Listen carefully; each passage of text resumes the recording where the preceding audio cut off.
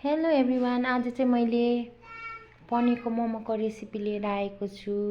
हुन त हजुरहरूले मैले भन्दा धेरै मिठो बनाउनुहुन्छ, तर म चाहिँ एकदम सिम्पल बनाउँछु मोमो चाहिँ। मोमोमा बेसी मरमसला चाहिँ मिठो हुँदैन नि त। हेर्नुहोस् है त भिडियो। प्याज चपिङ गरेर प्याज खाली सबै एउटा बलमा हालेर मजाले मेस गर्छु हातले नै,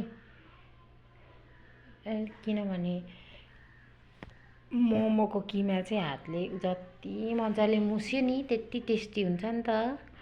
अन्त धनियाँ काटेर राखेको थिएँ, अदुवा पनि अलिकति। अन्त मेरो बेबीले चाहिँ काम गर्नै दिएको छैन, त्यहाँनिर के तान्दिँदैछ, प्लेटहरू तान्दिएर अदुवा भन्छ हो। अन्त भित्र चाहिँ उसको बाबाले बोलाउनु हुँदैछ नि त, मानेकै छैन जानु त्यो बदमास गर्नुको लागि। अन्त अब म तेल हाल्छु, कम्ती हाल्छु, तेल चाहिँ एकदम कम्ती। मैले चाहिँ किनभने यो तेलको बोतल पनि उयो छ हौ साथीहरू, ढकनी चाहिँ कम्ती आउँछ हौ।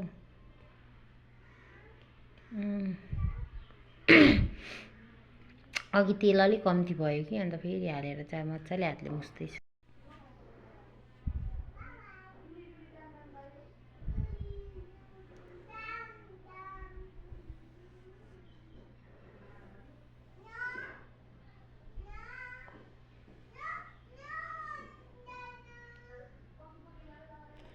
मैले चाहिँ यति साह्रो लामो बनाएछु, मुसेकै भएछ। तपाईँलाई अल्छी लाग्यो होला, अल्छी नमानी हेरिदिनुहोस्।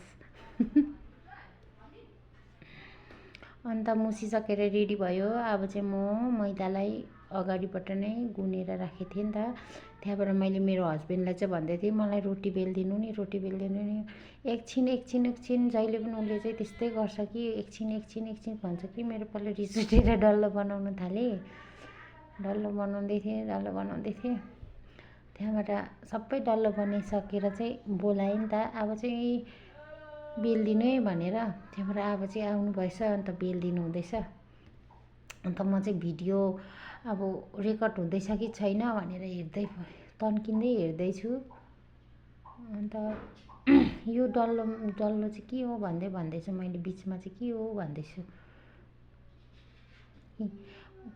पातला चाहिँ छेउछेउमा त पातला बेल्नु भएछ नि त, साइडमा पातला। अन्त हामी जिस्किँदै मोमो बनाउँदै थियौँ हो।